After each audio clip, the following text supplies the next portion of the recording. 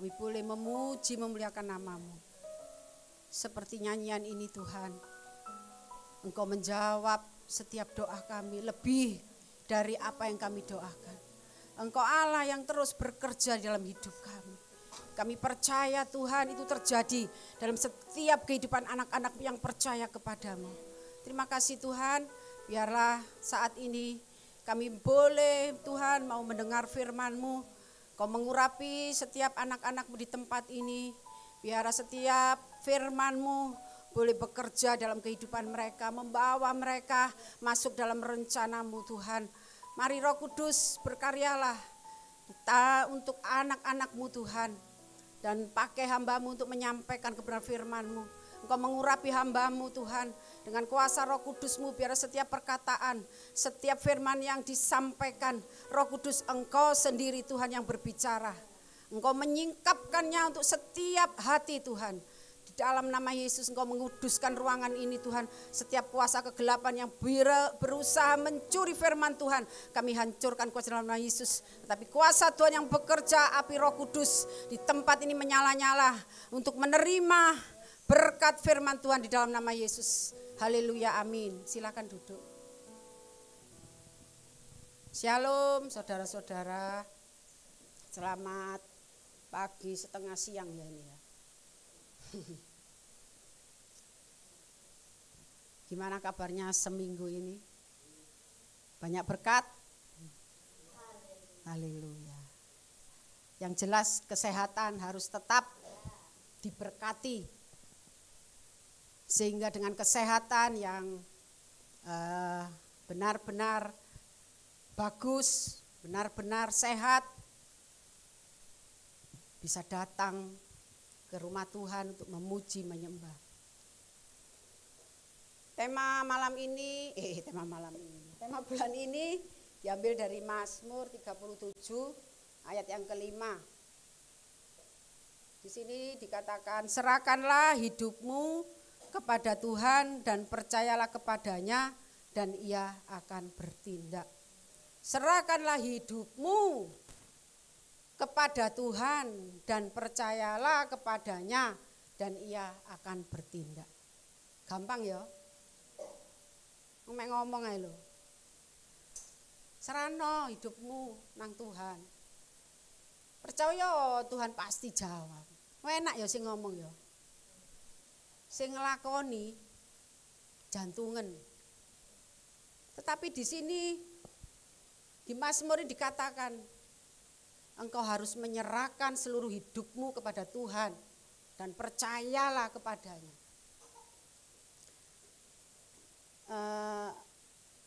Setiap kita tidak mungkin tidak punya masalah. Setiap kita yang kita hadapi setiap hari pasti ada masalah, entah itu sakit penyakit, entah itu istri, suami, anak-anak, ada aja masalah yang dihadapi.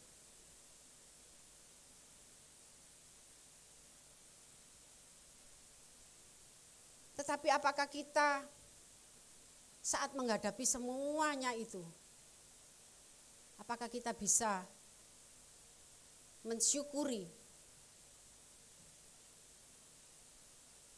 Memang sulit ya, saudara, kalau saat kita dihadapkan dengan masalah, apalagi masalah tekanan-tekanan hidup.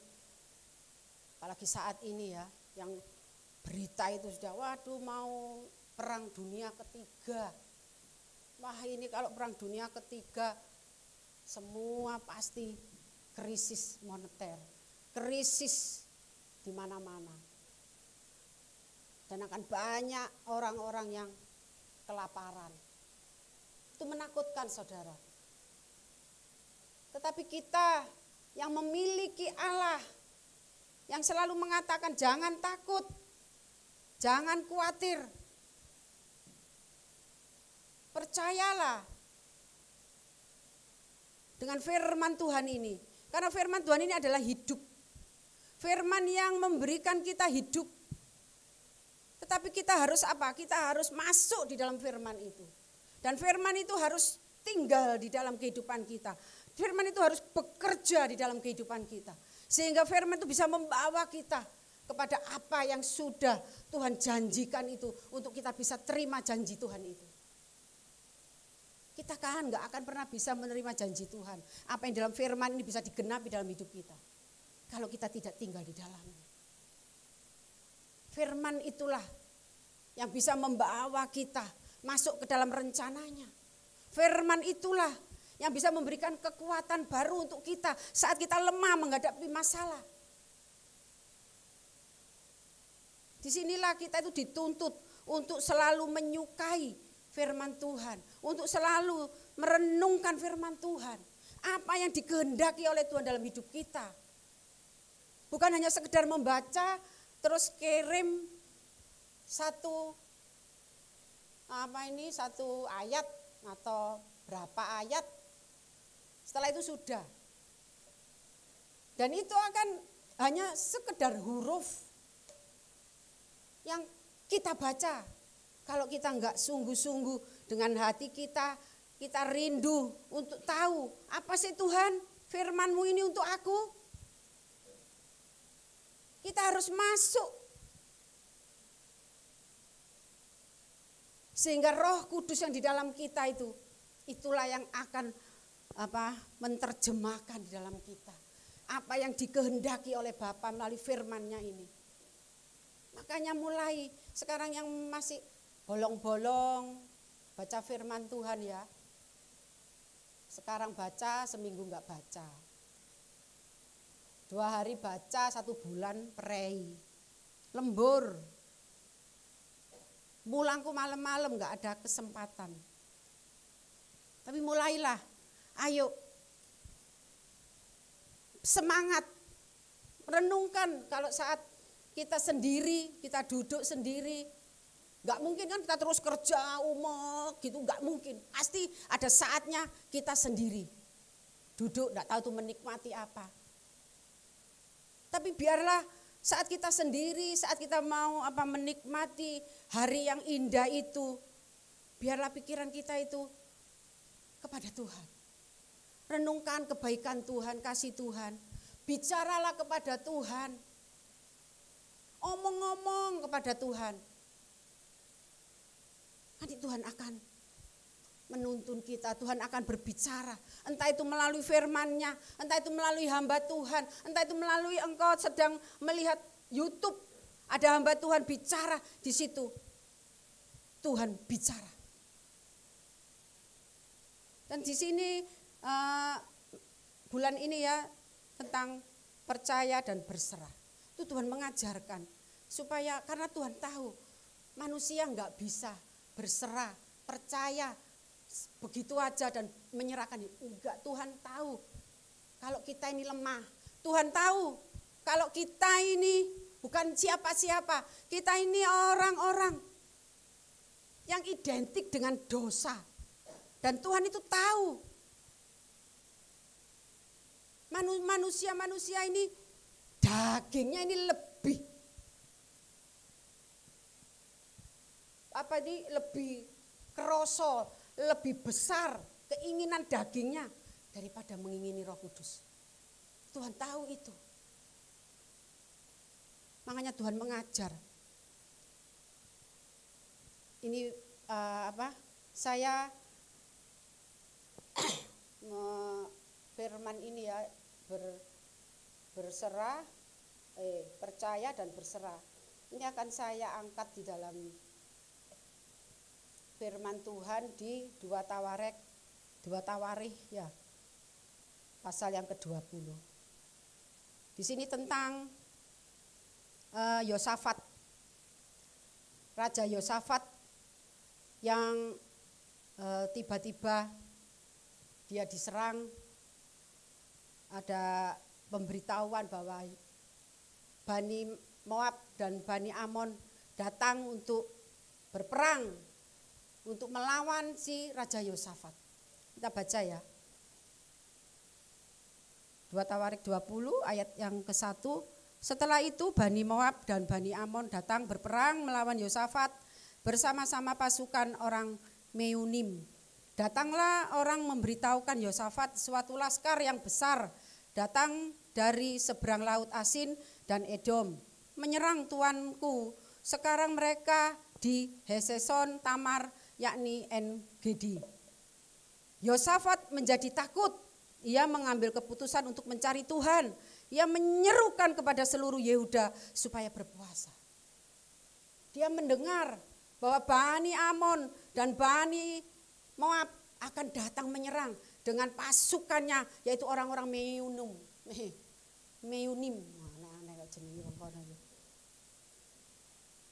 Apakah dia terus, oh iya tak nyerang tak? Kan enggak mungkin. Dia takut. Di sini dikatakan Yosafat menjadi takut. Dan ia mengambil keputusan untuk mencari Tuhan.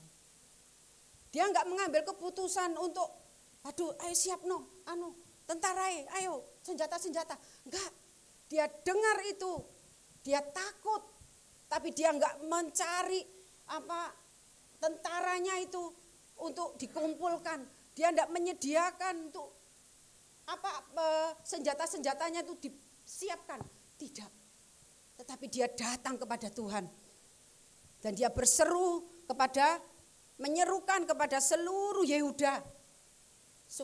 Supaya orang-orang Yehuda mengambil bagian untuk masalah itu. Untuk disuruh datang ke perataran rumah Tuhan. Dan di situ orang-orang Yehuda di seluruh kota-kota Yehuda itu harus semuanya ikut ambil bagian untuk ikut berpuasa. Laki, perempuan, anak-anak semuanya berpuasa. Dia sujud menyembah kepada Tuhan. Yang keempat, dan Yehuda berkumpul untuk meminta pertolongan daripada Tuhan. Mereka datang dari semua kota di Yehuda untuk mencari Tuhan.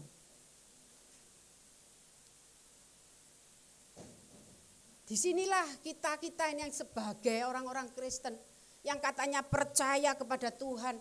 Tuhan yang bisa buat mujizat. Dan itu ada di dalam firman-Nya. Apakah kita ini, kalau kita menghadapi masalah, apakah kita larinya ke Tuhan? Atau kita cari orang lain? Cari yang lebih pangkat, cari yang lebih banyak duitnya. Atau cari orang yang lebih berkuasa untuk menolong kita? Apakah saat kita menghadapi semua masalah itu, pikiran kita hanya mencari orang yang bisa menolong kita? Atau kita datang kepada Tuhan, masuk kamar, datang dan berseru kepadanya. Seperti Yosafat, dia ini seorang raja. Raja yang punya tentara, punya kuasa, punya segalanya. Tetapi dia tidak kuasanya itu. Dia tidak memakai kuasanya. Dia tidak memakai tentara-tentaranya itu untuk menghadapi orang-orang Moab ini dan Amon. Tapi dia datang kepada Tuhan dan dia menyerukan kepada seluruh orang Yehuda untuk datang, untuk semua ambil bagian. Bukankah kita juga sama? Kita juga punya Allah yang sama, Allah yang berkuasa. Mari saudara-saudaraku, kalau saat kita menghadapi masalah dalam kehidupan kita, mungkin itu menghadapi sakit penyakit yang sudah divonis dokter, oh kamu gak bisa sembuh, mungkin umurmu tinggal 3 bulan. Wes nikmati enak-enak no, turut no, kalau dokter bilang gitu. Tapi kita punya Tuhan, datang sama Tuhan, percaya bahwa Tuhan yang dulu sama dengan Tuhan yang kita sembah saat ini. Tuhan yang dulu menyembuhkan, membangkitkan orang mati. Tuhan yang dulu membuat banyak mujizat. Dan itu Tuhan yang sama yang kita sembah, yaitu Tuhan Yesus. Kenapa kita harus menyerahkan hidup kita kepada yang tidak tidak sempurna. Tapi marilah kita belajar dengan Yosafat ini. Dia seorang raja, seorang yang punya segalanya. Tapi dia mau datang kepada Tuhan dengan merendahkan hati, merendahkan diri untuk minta pertolongan Tuhan. Lalu Yosafat berdiri di tengah-tengah jemaah Yehuda dan Yerusalem di rumah Tuhan, di muka pelataran yang baru. Dan berkata, ya Tuhan, ini seruan doanya Yosafat. Dia apa? Dia memuja Tuhan. Dia mengatakan, ya Tuhan Allah nenek moyang kami, bukankah Engkau Allah di dalam surga? Bukankah Engkau memerintah atas segenap kerajaan bangsa? Kuasa dan perkasaan ada di dalam tangan-Mu. Itu yang diserukan sama Yosafat. Bukan mengeluh, tetapi dia menyatakan, dia mengatakan, Tuhan Engkau itu Allah yang berkuasa. Sehingga tidak ada orang yang dapat bertahan melawan Engkau. Bukankah Engkau Allah kami yang menghalau penduduk tanah di depan umat-Mu Israel dan memberikan kepada keturunan Abraham sahabat-Mu itu untuk selama-lamanya. Itu yang diserukan Yosafat bersama orang-orang. Bukan dia mengeluh, Tuhan, ya apa aku iki Tuhan, tolong aku iki ya apa Tuhan. Enggak. Dia dengan semangat, Tuhan. Dia mengatakan, Tuhan Engkau Allah yang berkuasa, Engkau sanggup Tuhan. Mulailah, saudaraku. Jangan lemahkan imanmu. Engkau punya iman, ini imannya Yosafat. Dia pasti takut dengan gerombolan apa? Pasukan yang mau menyerang dia. Dia tahu, dia enggak sanggup untuk menghadapi. Tapi dia tahu, dia punya Allah yang perkasa, punya Allah yang sanggup menolongnya. Bahkan di sini dikatakan, yang ayat ke-9 ya langsung. Bila sesuatu malapetaka menimpa kami, yakni pedang, penghukuman, penyakit sampar atau kelaparan, kami akan berdiri di muka rumah ini di hadapan-Mu. Karena nama-Mu tinggal di dalam rumah ini. Dan kami akan berseru kepadamu di dalam kesesakan kami. Sampai Engkau mendengar dan menyelamatkan kami. Dia enggak mau berdiri sampai dia mendengar. Sampai Tuhan mendengar dan menyelamatkannya. Jadi setiap kita yang menghadapi masalah, menghadapi penyakit, menghadapi pergumulan apapun, mungkin engkau sedang menghadapi PHK, engkau gak punya kerjaan, engkau harus membiayai anak-anakmu sekolah. Jangan pernah putus asa.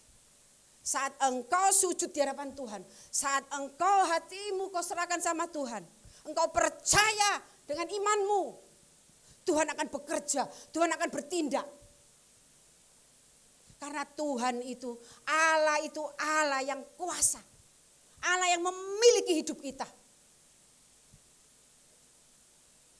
Jangan bosan datang sama Tuhan, berdoa, kok gurung dijawab, menibei. 2-3 kali berdoa, males wis tak golek dhewe ae. Tuhan, kesuwen kon Tuhan. Jangan. Ini Yosafat apa? Dikatakan di sini. Dan kami akan berseru kepadamu di dalam kesesakan kami sampai engkau mendengar dan menyelamatkan kami. Jadi kita ini jangan berhenti sampai Tuhan menjawab doa kita. Kalau Yosafat membawa orang-orang Yehuda untuk datang, bawa anak, istri, suami, keluargamu untuk datang kepada Tuhan. Untuk mengadakan mezbah. Terus sampai Tuhan menjawab doamu. Ini adalah iman Yosafat. Kita diberikan iman sama Tuhan. Agar apa? Agar kita juga seperti ini. Bukan kita mengeluh dengan keadaan kita. Kita bersyukur kita punya Tuhan. Saat kita berdoa, Roh Kudus yang di dalam kita ini memberikan kekuatan. Karena Roh Kudus itu hidup di dalam kita. Dan ada firman-Nya di dalam kita. Saat kita sudah mulai enggak berdaya, kita sudah mulai dalam titik terendah. Tapi biarlah hatimu ini penuh dengan pujian. Kita enggak perlu ngomong wake-wake nang Tuhan. Kalau saat kita dalam sesak sampai sulit nafas. Karena tekanan yang begitu dahsyat dalam hidup kita. Apapun itu, apapun.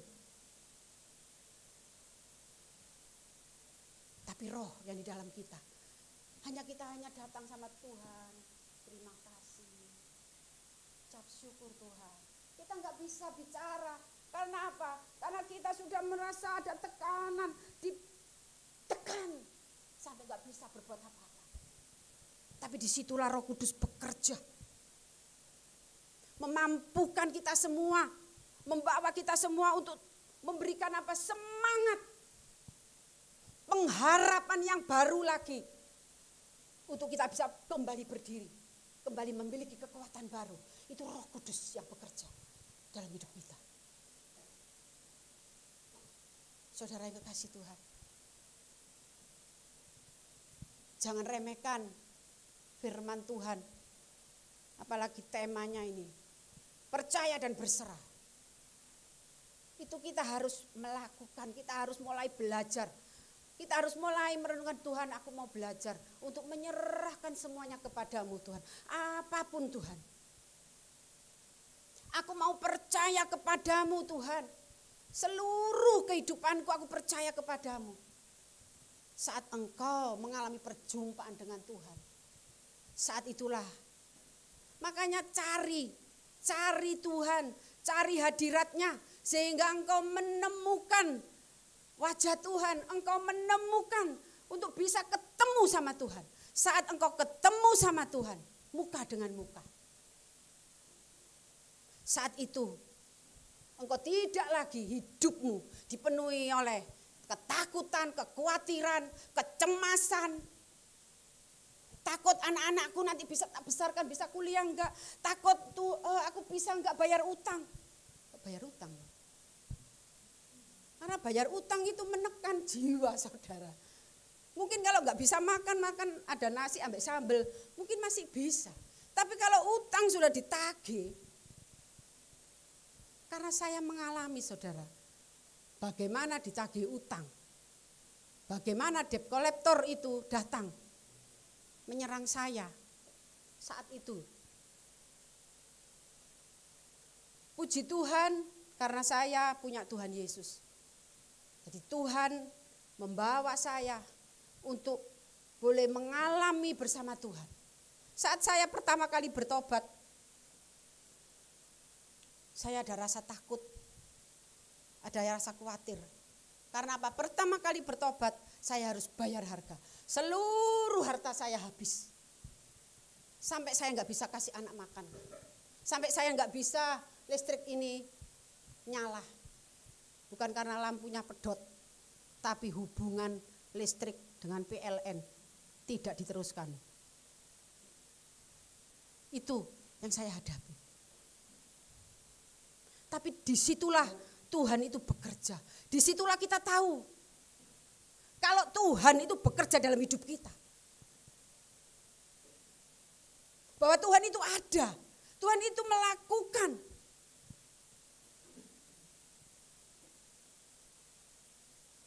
Saya dulu penuh dengan tekanan. Bertobat, Tuhan mengampuni. Tapi saya harus bayar harga. Apa yang sudah saya pernah lakukan dulu. Tuhan hadapkan saya. Seperti Paulus ya. Begitu juga saya. Saya langsung semua habis. Semua masalah itu datang. Belum lagi suami datang nuntut. Dia tinggalkan saya. Dengan anak 4. Waktu itu masih kecil-kecil. Bagaimana?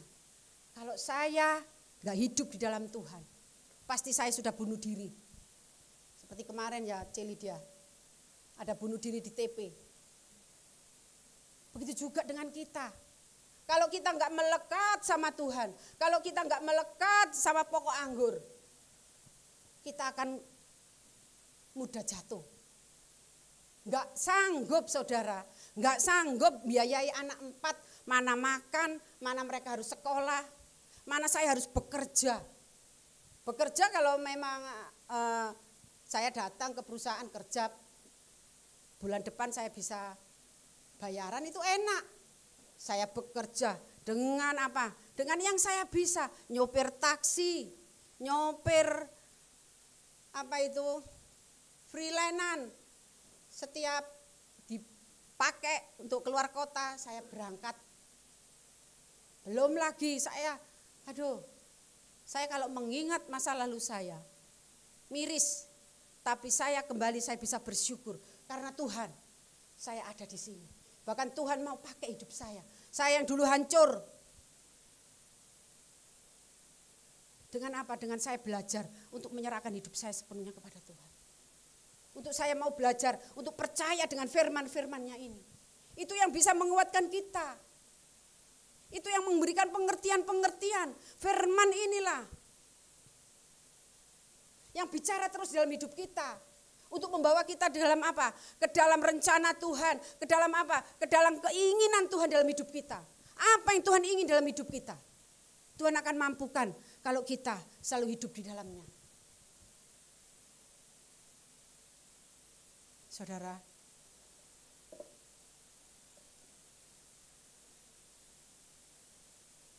langsung loncat yang ke-15 ya. Dan berserulah, dan berseru, camkanlah. Ini akhirnya apa? Akhirnya dia berdoa dan dia katakan, sampai engkau mendengar dan menyelamatkan kami. Akhirnya Tuhan menjawab doanya Yosafat. Melalui apa? Melalui hambanya, yaitu siapa ini?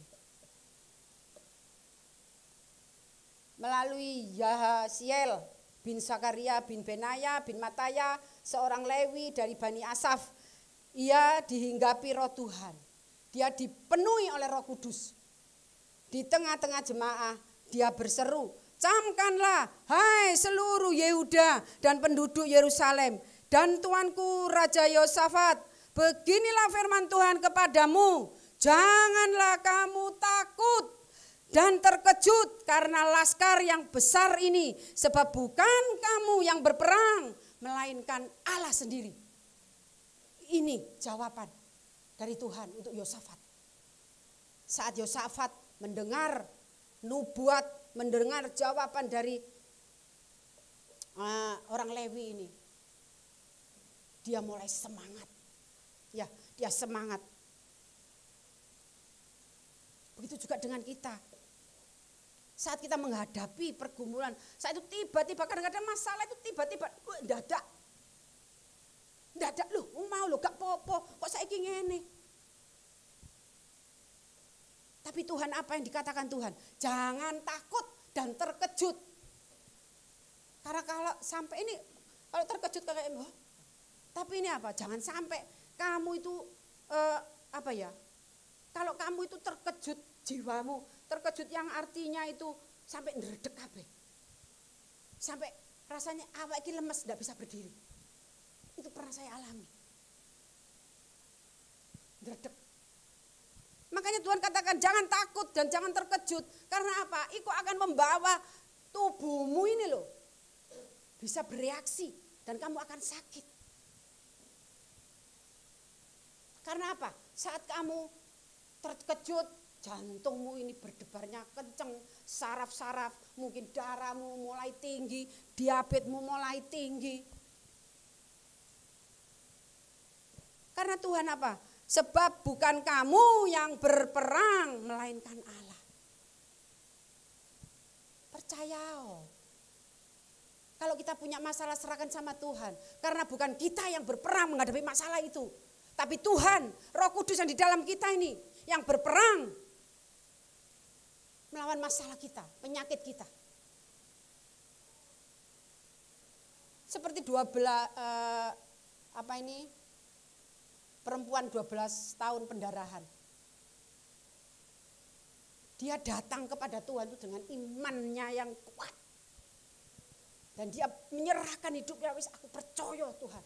Aku serahkan, aku lo asal jama jumbe jubahmu aja, aku sembuh.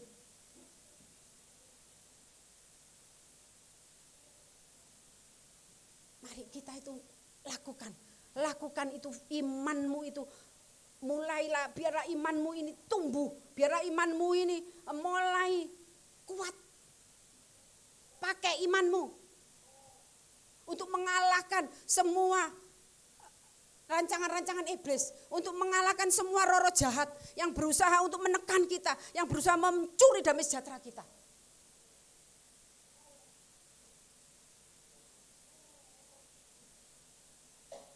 Karena iblis itu bapak pendusta. Dia kerjaannya cuma mbojok. Loromu iku wis gak kira, wis dokter lho, iku wis ahli. Kalau luar negeri meneh ngomong, 3 wulan lho uripmu. Wis ta. Wis gak usah. Mungkin ta 3 wulan iso langsung sembuh. Kalau kita gak hidup dalam firman Tuhan, kita akan menerima semua hasutan-hasutan iblis itu. Yang menekan kita, yang selalu mengintimidasi. Kamu gak sanggup, kamu gak bisa, kamu gak akan bisa berhasil. Iblis itu yang selalu katakan. Ayo ngaku oh. Iso gak ya aku ya. Kayak gak iso aku ini. Ngerjakno gak iso. Wis gak mungkin lah. Ndelok loro matang-matang kaya ngene, ya apa sembuh. Tapi kita punya iman. Bangkitkan iman itu. Serukan, berseru kepada Tuhan. Saat kita berseru ada kekuatan. Nah kekuatan itulah yang membawa kita untuk bangkit. Untuk kita mencari Tuhan. Dan kita tidak mengingat lagi sakit kita, masalah kita. Yang kita mau apa? Ketemu Tuhan. Ketemu Tuhan. Karena saat kita ketemu Tuhan, mungkin masalah belum selesai. Tapi kita punya damai sejahtera. Kita keluar dari kamar, kita habis ngobrol sama Tuhan tuh seneng. Seneng. Darah ini kembali normal. Enggak melonjak. Dredeg ini mulai hilang. Karena apa? Karena kita menyembah, memuji. Apa yang dilakukan Yosafat? Dia datang hanya apa? Memuji, menyembah. Tapi Tuhan turun tangan, Tuhan yang bertindak. Dan semua itu dikalahkan. Mati semua. Yang ke-17, dalam peperangan ini tidak usah kamu bertempur loh, ya kan?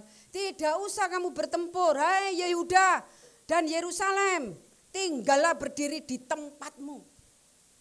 Tinggallah di hadirat Tuhan. Menyembahlah dengan hati yang rindu kepada Tuhan. Dan lihatlah bagaimana Tuhan memberikan kemenangan kepadamu. Janganlah kamu takut dan terkejut. Dibaleni meneh sian. Majulah besok menghadapi mereka. Tuhan akan menyertai. Hadapi segala masalahmu.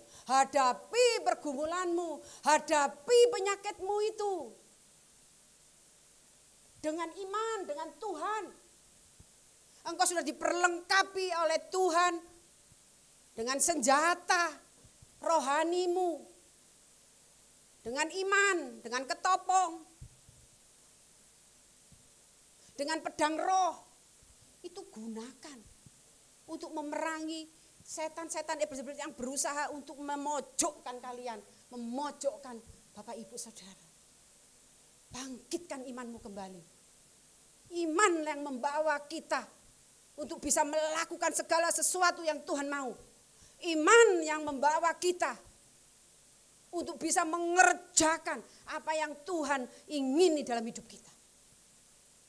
Bukan karena kekuatan kita, bukan karena kita pandai. Saya di sini untuk menyampaikan firman Tuhan. Bukan karena saya pinter, bukan karena saya punya pengetahuan yang luar biasa, tidak. Saya katakan sama Tuhan, Tuhan aku ini bukan siapa-siapa. Tetapi Tuhan, aku ini mau tunduk kepadamu. Biarlah saat Engkau pakai aku ini hanya alatmu.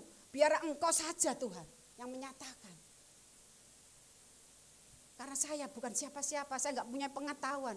Tapi saat kita menyerahkan, kita percaya Tuhan akan memberikan pengetahuan-pengetahuan itu dalam hidup kita. Kita akan bisa bicara sesuai dengan kehendaknya. Tuhan akan taruh itu. Bukan kita pinter.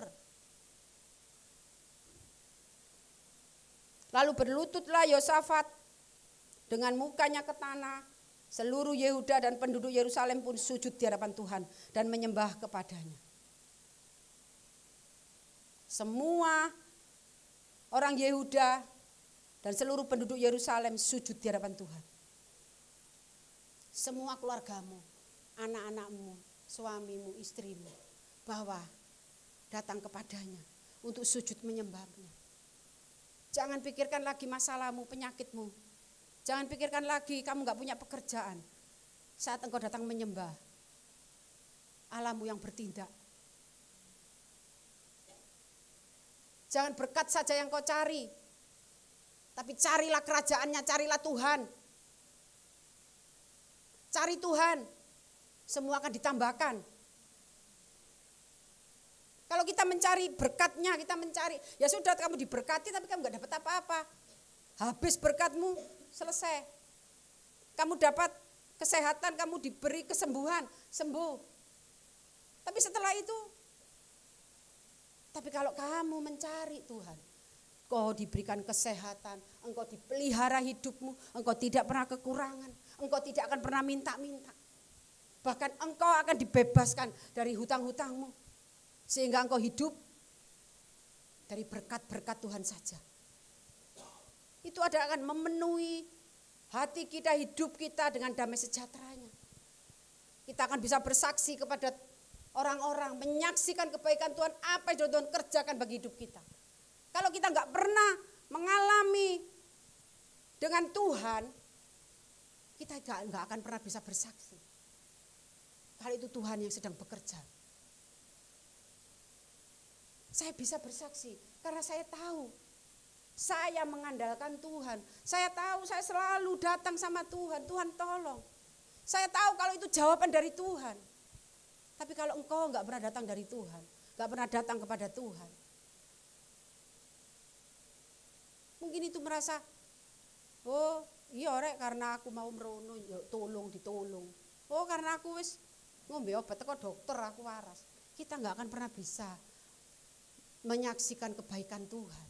Mulut kita gak akan pernah bisa ngomong bahwa ini karena Tuhan, aku sembuh karena Tuhan, aku bisa seperti ini karena Tuhan. Gak bisa saudara. Kalau kita tidak pernah mengenal Bapak kita tidak mengenal siapa Tuhan kita di dalam hidup kita. Baiklah kita harus mengenal Allah kita, Bapak kita. Siapa sih Bapak kita dalam hidup kita? Apa hanya sekedar kita beragama, sekedar kita datang beribadah. Setelah itu sudah. Setelah itu kembali lagi kehidupanmu dapat tekanan-tekanan. Apa enggak kepingin hidupku juga selalu sukacita. Masalah pret itu karena punya Tuhan. Tuhan yang ngepret itu masalah-masalah itu. Mulut kita ini punya kuasa saudara. Punya kuasa, Tuhan beri kuasa dalam hidup kita. Untuk apa? Untuk menyampaikan, untuk menyatakan ini loh, untuk firman ini loh. Pedang roh ini loh. Melalui firman, melalui mulut yang Tuhan beri kuasa. Untuk apa? Mengalahkan. Hei penyakit, engkau sudah dikalahkan. Aku sudah sembuh. Perkataan. Makanya mulut ini harus dijaga. Harus terus kudus. Mulut ini agar terus punya kuasa yang dari Tuhan. Engkau harus menjaganya. Makanya kita harus pelihara hati kita. Supaya hati kita tidak dipenuhi oleh sampah-sampah yang aduh. Karena apa? Kehidupan orang Kristen, kita lihat aja buahnya. Kalau mulutnya ini sukanya ngomong yang enggak, yang kotor-kotor. Wanu titik, nasi pencuk, kebun binatang keluar semua. Itu berarti apa? Engkau harus tahu hatimu tidak bersih. Hatimu penuh dengan sampah. Engkau harus melepaskan semua hati yang sakit, yang hancur. Hati yang kecewa. Hati yang pahit. Akar pahit itu bisa meracuni seluruh hidupmu. Itu harus engkau keluarkan dari hidupmu. Dari hatimu engkau harus lepaskan. Lepaskan. Kita punya kuasa untuk melepaskan. Dan Roh Kudus, biarlah Roh Kudus. Silakan Roh Kudus, engkau yang berkuasa. Sehingga kita tuh dipimpin Roh Kudus.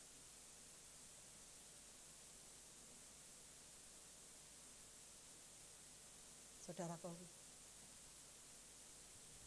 kita ini bukan lagi di zamannya para nabi ya. Kita ini di zaman akhir. Kita ini sudah masuk zaman akhir.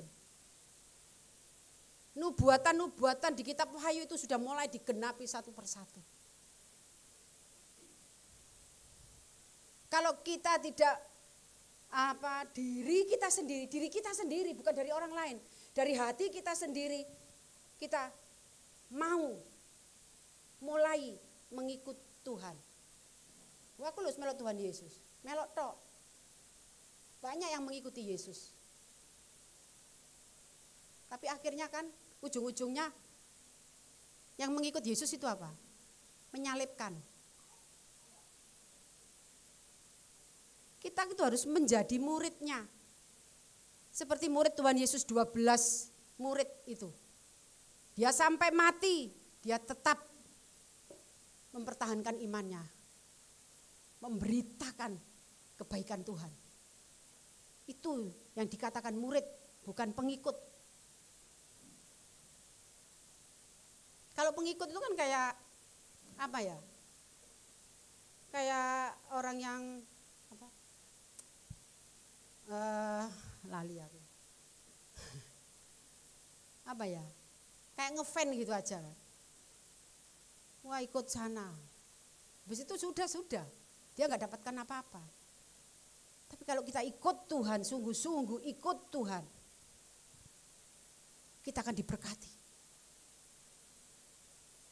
Kemanapun kita pergi, langkah kita ini dipimpin Tuhan. Kemanapun kita menapakkan kaki, tanah yang kita injak ini diberkati Tuhan. Tapi bukan berarti kita nggak menghadapi masalah, kita nggak menghadapi pergumulan. Kita tetap menghadapi, tapi kita bisa kuat. Kita bisa ucapkan syukur kepada Tuhan. Itu yang penting. Makanya kita harus mengenal Tuhan. Kalau kita sudah mulai mengerti isi hati Tuhan, kita mulai mengenal pribadi Tuhan. Kita enggak mudah mengeluh, kita enggak mudah ngilokno. Tuhan kok ngene sih? Enggak. Kita akan menghadapi dengan ucapan syukur, dengan mulut yang tersenyum. Tuhan, terima kasih Tuhan. Sekalipun aku saat ini menghadapi seperti ini, tapi Tuhan, Engkau tidak pernah tinggalkan aku. Ada kata-kata yang menyenangkan hati Bapa yang keluar dari mulut kita. Iman Yosafat inilah yang menyelamatkan penduduk Yerusalem dan orang-orang Yehuda. Dia membawa seluruh penduduk Yerusalem untuk datang kepada Tuhan. Mari kita yang belum pernah bergumul dengan Tuhan, bergumullah dengan Tuhan. Saya bisa ngomong karena saya mengalami pergumulan itu begitu panjang, saudara. Panjang, sampai saya nggak bisa kasih anak saya makan, sekolah itu perut lapar, saya itu nangis. Tapi Tuhan gak membiarkan begitu aja. Tuhan tetap kirim berkat. Sampai anak-anak saya sudah besar itu, Bram itu yang ikut saya sama Laga. Waktu itu di Sidoarjo. Bisa besar, bukan karena saya mampu membesarkan. Tapi karena Tuhan yang memberikan saya kemampuan untuk membesarkan anak-anak. Saya kalau mengingat masa lalu saya bisa menangis hari ini. Tapi saat ini saya menangis karena saya berterima kasih karena Tuhan.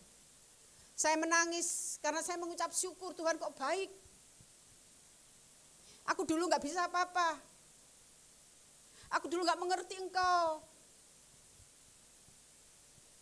Tapi Tuhan membawa aku untuk mengalami pengalaman-pengalaman bersama Tuhan. Sehingga saya bisa mengatakan di tempat ini, Tuhan itu ada, Tuhan itu mengasihi. Jangan remehkan firman Tuhan. Firman Tuhan inilah yang membuat kita itu menjadi hidup seturut dengan kehendak-Nya. Kita bisa menguasai diri kita. Karena apa? Karena firman Tuhan, karena Roh Kudus itu.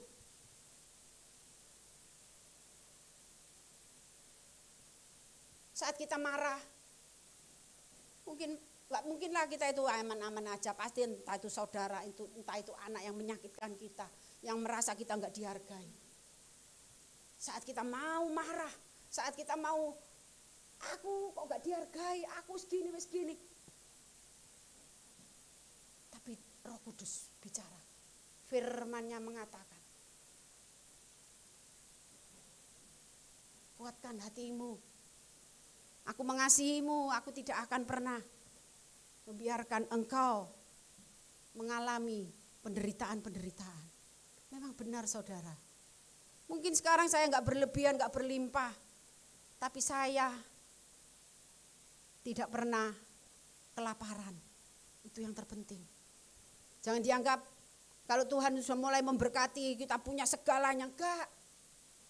Yang pertama, kita punya damai sejahtera dalam hidup kita.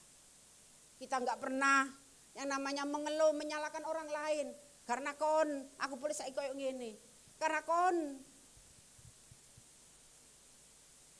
tapi apa? Karena Engkau Tuhan yang mengasihi aku sanggup menghadapi. Karena Engkau Tuhan memberikan aku kekuatan, aku bisa Tuhan Yesus melakukan Tuhan apa yang enggak bisa aku lakukan. Enggak mungkin secara manusia bisa mengerjakan, mengampuni orang yang sudah menyakiti kita, yang menghina kita. Kalau bukan karena Roh Kudus.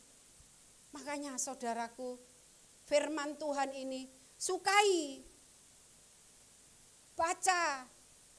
Dan jangan baca ngetrek, wis mari. Ono sing nyantol, ndak ada. Tapi bacalah satu, Tuhan enggak ngerti Tuhan apa ya Tuhan maksudnya. Sekali waktu Tuhan akan singkapkan. Firman ini hidup. Firman itu yaitu Yesus Kristus yang hidup di dalam kita. Dan itu kita imani, kita percayai. Kenapa kita masih takut menghadapi semua masalah? Seperti Yosafat, dia datang bukan cari senjatanya, bukan mengumpulkan tentara-tentaranya, tapi dia menyerukan untuk mengumpulkan semua rakyatnya untuk datang kepadanya. Mari saudaraku, kalau kita menghadapi tekanan, kita menghadapi apapun, jangan cari orang, jangan cari manusia, carilah Tuhan, cari hadiratnya, engkau akan dipenuhi dengan kepenuhan Roh Kudus. Kita bisa menghadapi semuanya. Karena firman adalah pedang untuk mematahkan segala kuasa-kuasa gelap. Kita perkatakan firman itu. Saya kalau berdoa, saya dalam menghadapi masalah, saat saya berdoa, Tuhan aku percaya Engkau yang bekerja di dalamku Tuhan. Aku percaya Tuhan yang akan menyelesaikannya dengan caramu Tuhan. Itu membangkitkan. Kita enggak jadi loyo, kita enggak jadi lemes. Tapi kita kuat, kita semangat. Biarlah api Roh Kudus itu terus membakar hidupmu. Kalau hidupmu ini terbakar oleh api Roh Kudus, engkau tidak akan pernah malas untuk mencari Tuhan. Engkau tidak akan pernah malas untuk beribadah. Engkau akan semangat. Kasih mula-mula itulah yang kita perlukan saat-saat ini dalam menghadapi keadaan dunia saat ini. Kita jangan takut untuk mendengarkan berita. Kadang banyak ya, jangan ngrungokno berita, ojo buka-buka. Itu salah saudara.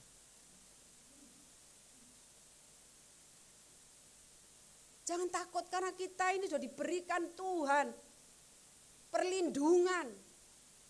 Tuhan yang berjanji untuk memelihara, biar aja itu berita-berita. Dengarkan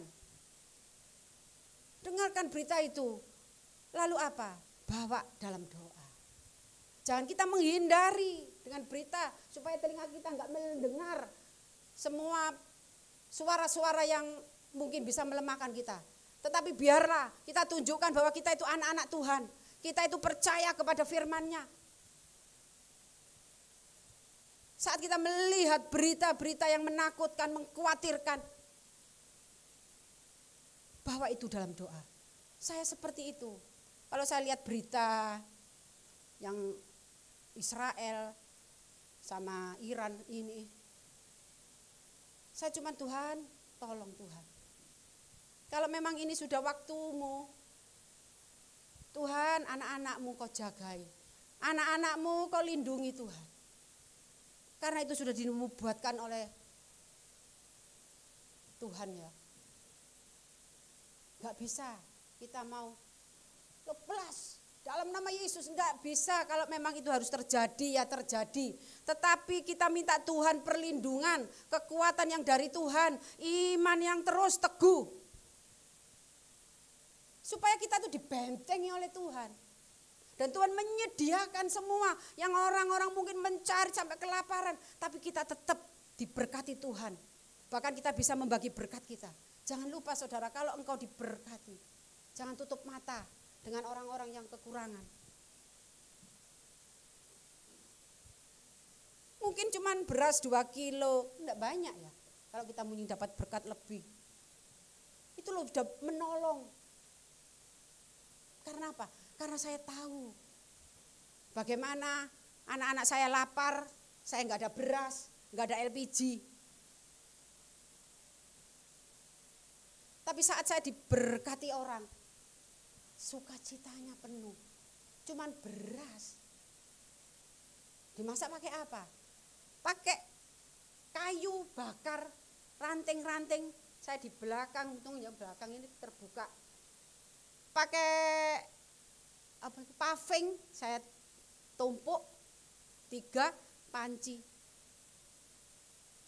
Saya masak pakai itu, enggak pakai LPG. Tapi apakah saya terus marah sama Tuhan? Enggak. Saya sering puasa waktu itu. Karena enggak ada yang dimakan. Bukan karena saya mau puasa. Tapi memang enggak ada yang dimakan. Tapi namanya orang tua. Kalau ada anak-anaknya dulu, mama enggak makan. Enggak, wis engko ae. Padahal batin iki ya luwe. Itu dulu. Tuhan hadapkan saya. Bukan hanya ditagih utang, tapi enggak punya duit. Tuhan puji Tuhannya, kesehatan saya dipelihara Tuhan. Saya dan anak-anak saya enggak pernah sakit. Masih enggak mangan, enggak masuk angin lho, iku lho herane. Tapi sekarang sekalipun saya enggak berlebihan, saya enggak pernah kelaparan. Enggak pernah sampai cetik geni. Itu orang Jawa cetik geni jenenge. Pakai kayu bakar. Itu kalau kita enggak punya Tuhan, nelongso rek, nelongso. nggak bisa kasih makan anak. Tapi kalau kita ada di dalam Tuhan itu nggak lama. Besok sorenya sudah ada orang ke salon. Ya nggak makan siang aja. Kalau saya sih nggak apa-apa ya. Anak ini Bram ini kan masih SD waktu itu. Tapi kemudian ada orang ke salon, orang vesel. Puji Tuhan, terima kasih. Itu yang makanya saya kalau menghadapi sekarang ini, ya cuma tak senyumi masalah itu. Karena apa?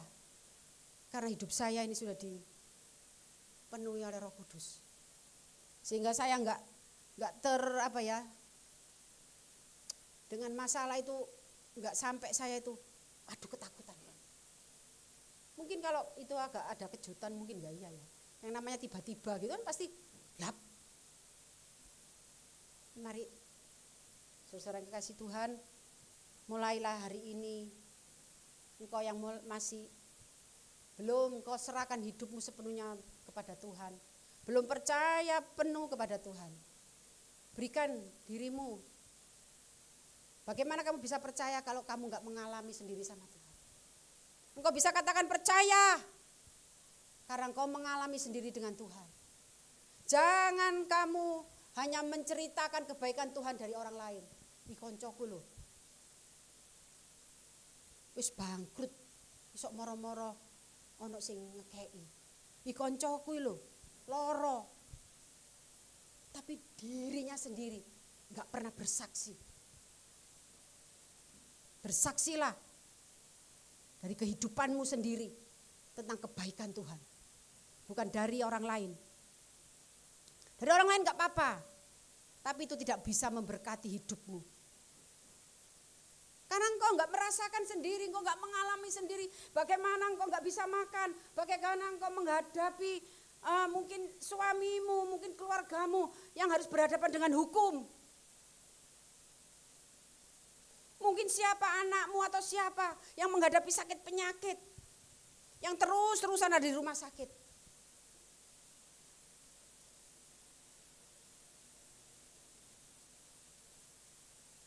Kita terus belajar. Memang nggak bisa seperti kayak membalik tangan ya. Semua itu harus mengalami proses. Biar kita terus mengalami pengalaman-pengalaman bersama Tuhan.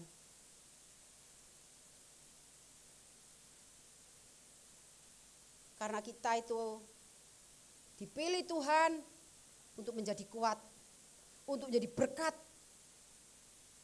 Bukan untuk menjadi minta-minta, tapi untuk memberkati orang lain.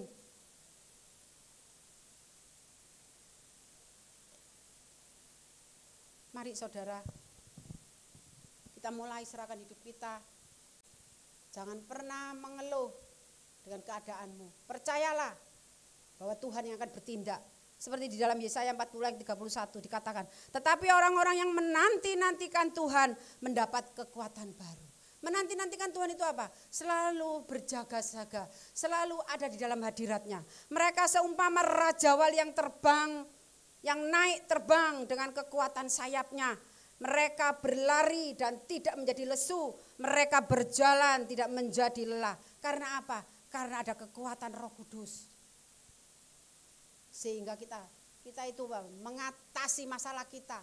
Seperti raja wali yang terbang naik tinggi.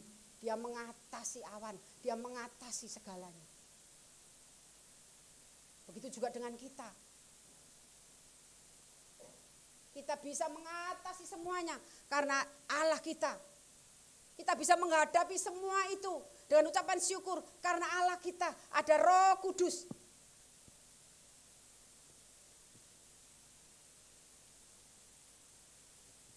Ini yang Tuhan semalam itu taruh dalam hidup saya. Saya cuma Tuhan, apa yang harus saya sampaikan Tuhan. Tiba-tiba saya baca, cari-cari, saya dapat ya ini 2 tawarek ini. Iman Yosafat. Mari kita yang punya iman, bangkitkan imanmu. Pakai imanmu, pakai. Supaya apa? Supaya imanmu itu menolongmu. Jangan kau biarkan kamu cuma percaya aja, tapi imanmu enggak kau pakai.